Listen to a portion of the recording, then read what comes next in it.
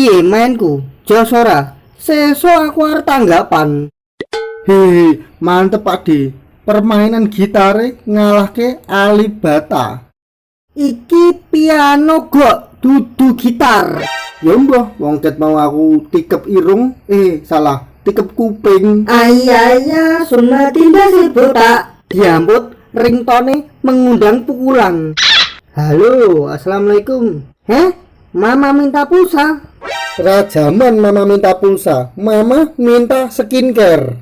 Coba ah, mumpung Sumadi lunga. Kene iki meneng-meneng ya. Meneng. Wih, lagu legend iki. Tenan iki.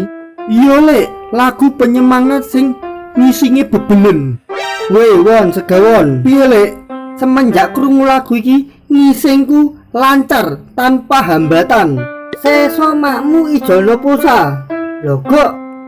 Wih, sapa sing main? Lagu penyemangat ngising. Ayo ngising, neng kebon, tutupi godong pring, den garing. Yen pengen luwih garing dipeme, drogok mangke dolanan.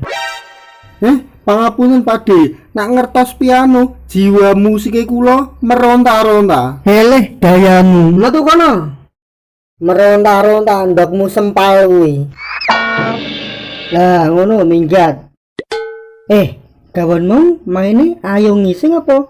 Ngising ayo. Loh, kok mandek Won? Padahal ngisingku meh lancar iki mau.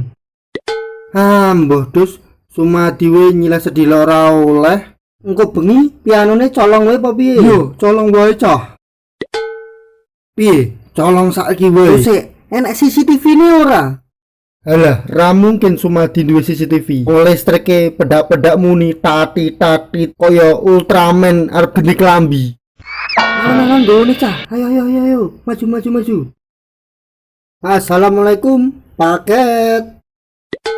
Ya ampun ki, ganggoni wong lagi semedi wae. Alah, semedi apa? Cok li.